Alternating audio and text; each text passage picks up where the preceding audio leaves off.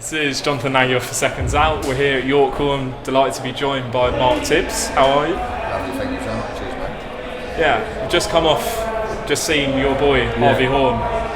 Points win tonight, another win. Talk to us about it.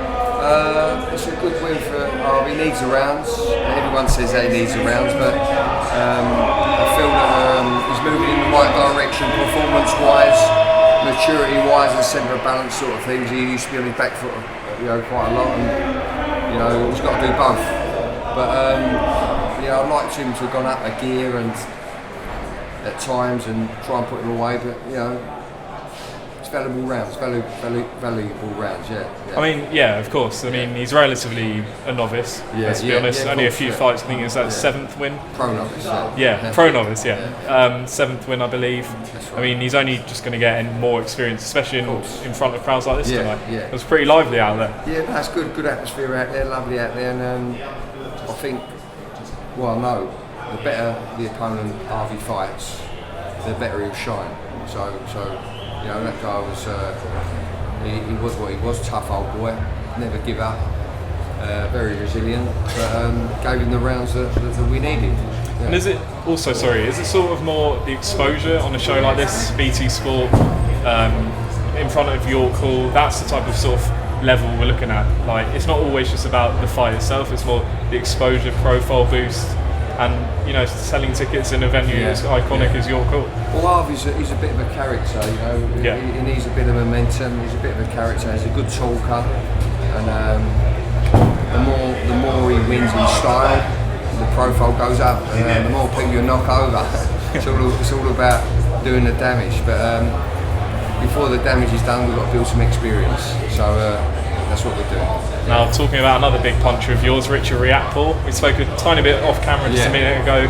It's been announced that he's going to challenge for the vacant British title after Lawrence Coley's vacated against Jack Massey.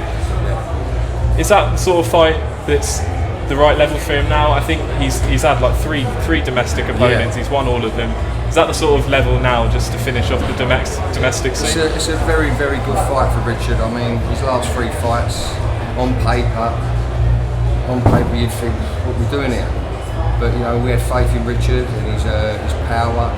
He needs to catch up with his pedigree. With his bit of boxer ability.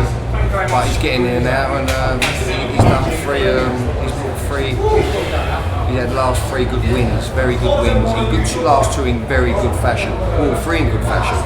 But Jack Massey's a very good fight for him. Yeah, very good fight for him, and he's ready for him. Yeah. And how much of an improvement have you seen in Richard since that Sam Hyde fight, which I think fair to say a lot of the rounds he was struggling in, but he came back with that equaliser he has with the right hand. Yeah. But since then, he's really established himself much better early on. Is that the sort of things you're working with him, just getting himself established early on in the fight? Well, after the Sam Hyde fight, it was evident that there was a little bit of a psychological thing going on there, but I wasn't surprised that happened to him, because when the fight was made on the big card, it was topping the bill. It was in Manchester against Sam Hyde, who was a Mancunian, so that's a tough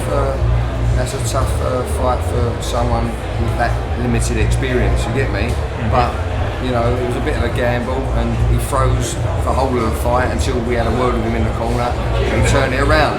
We know he's got it in him. But after that fight, we faced Tommy McCarthy. Not too long after, so had a week off, got him in the gym, put a nice bit of time into him. Like, we always put time into him, but focused on certain things and put the boxability in him, because he needs to, when he's fighting these experienced fighters as he goes up in the world and European, he needs to be put in certain situations, he needs to feel it in the gym. He needs to learn his craft, basically. And we learned some craft to the Tommy McCarthy, and it was apparent in the performance. And who did we fight last time? Chris Smith. There you go. He was, I think he was the best out of them 3. Yeah. He was the best out of them 3. He was the best out of them 3, and we beat him well. Yeah. Moving on to John Harding Jr. He obviously stepped up for the English middleweight title in Liverpool, came up short, but a lot of people gave him a lot of credit for that fight. He really went in there and had a go. He's here tonight. What's the plan with him going forward, with John? John's ticking over right now. He's another one. He's tough on the inside. He's crafty. He's tough. He's strong. You know, he's strong at middleweight. He's strong at middleweight. He wasn't very aware, you know, when to box long and when to box short. So he's aware of that now. And you know, there's right times to box. There's right times to get on your toes, unless you're a big puncher. Do you know what I mean? But he ain't a powder puff puncher. You know, he's a fair puncher. He'll be a better puncher when he breaks his opponent down, boxes out, foxes, chips away. You know what I mean? Chips away, and he could do that. I mean, I'd expect him to fight in November, I guess. Yeah, and against Jack Cullen, right? Against Jack Cullen last time out. That was a big ask for him. Yeah. That was a big ask for him. Very big ask for him. And he was a good long-rangey technician, you know, good long-rangey technician, and they're not the best ones. We've got that screwed in. I say not the best ones. Yeah. They're not. With John's limited experience, you know, amateur and professional experience, you know, you're not. You're up against it. You know what I mean? And you don't know unless you've been there. If you know what I'm saying. But he gave it his best shot, and he had a couple of moments in there that.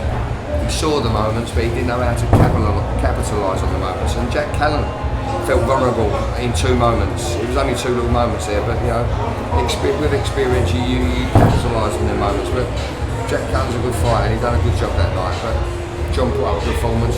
They booed us in, clapped us out. So yeah, he'll come again, John. And he's learned from it already. And finally, we have to ask you the update with Dillian Whyte. Obviously, I'm sure there's not much you can tell us. Yeah. I know you've told SecondsOut just recently that he's obviously heartbroken. You've never seen him this down before. Is there any update? I mean, we've seen from his social media, he's still working, he's still in the gym. Is there anything you can tell us on Dillian? Do you know what? People think I'm lying, but I'm on a need-to-know basis. Yeah, I trained Dillian. We trained last week, the week before, not boxing, a bit of strength training. He does a bit of boxing still.